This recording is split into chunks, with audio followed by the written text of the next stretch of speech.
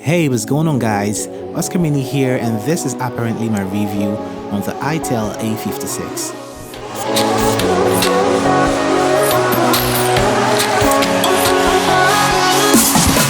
Now, the Itel A56 is an entry-level smartphone that succeeds the A55 from last year.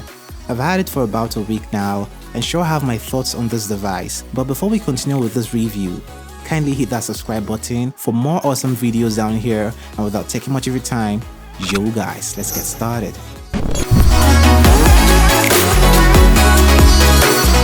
This review is definitely a simple and straightforward one for me, but let's get to see what comes off the box with this device.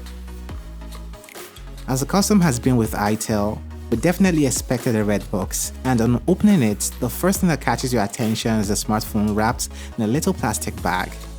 That aside, and digging a layer down, you see a plastic case which is very thoughtful of these guys, considering the price point at which you get this device. Other items in the box include a micro USB 2.0 cable, a pretty much slow 5-watt charger, nothing fancy here, and the nice looking wired earphones that come in the Oscarmini red and black color. One thing to note here is that charging was pretty much a pain for me, as it takes its time to juice up the 4000 mAh battery here, and the earphones here had more emphasis in the mid-range. Not the best obviously, but something you can live with if a $60 device is your choice phone. The looks on the A51 is the standard old smartphone design.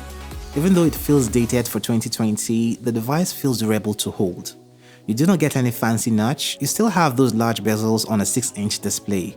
I mean, the display comes in at 73% screen to body ratio, 480 by 960 pixels, which isn't even up to HD in resolution, and that's it.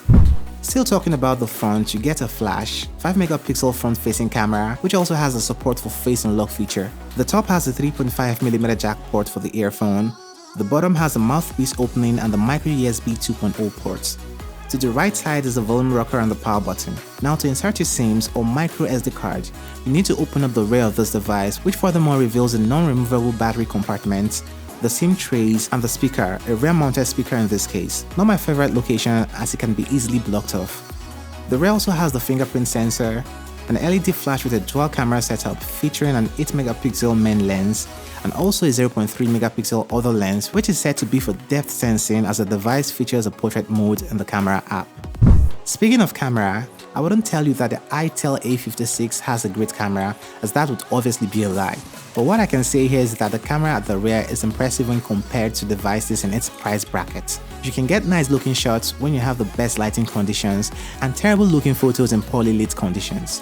From what I observed, the camera app tries to overcompensate for the low quality but usable photos by saturating the colors, something along the lines of messing with the photo to make it more appealing. You can make videos at up to 1080p, you'd see 1088 in the camera app settings, and the video is pretty much what it is as seen. The battery is of 4000 mAh capacity, and one of the most amazing things about the Itel A56. It can take you through the day and even to the next day. The only problem here is it takes time to charge it up using the 5-watt charger from within the box. Considering the fact that it features 1GB of RAM, a 16GB of internal storage, you definitely notice even right from the boot that this device is an entry smartphone with a slow boot speed.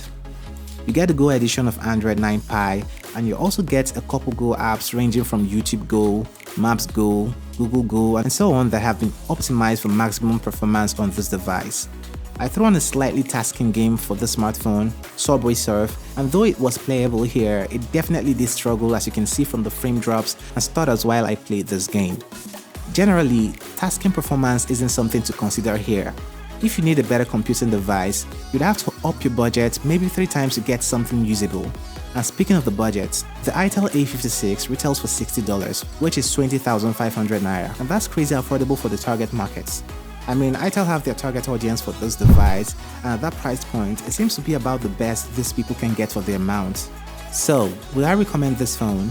Well, it depends. Yes, if it is a smartphone you want to get an elderly person. Yes, if you want to get a child their first smartphone. But no, if you need a decent computing mobile power and would do a lot of decent smartphone gaming. No, if you want a nice looking smartphone camera from a device and a device that looks like it's made in 2020. With all that being said, I think the Itel A56 is an affordable and reasonably priced smartphone you probably shouldn't buy. You would be better off getting the Pro variant for an additional $10 if you desperately want something around this price range. And there you have it, my review on the Itel A56. Do let me know your thoughts in the comment section below. Do not forget to like, share and also subscribe if you haven't done that already.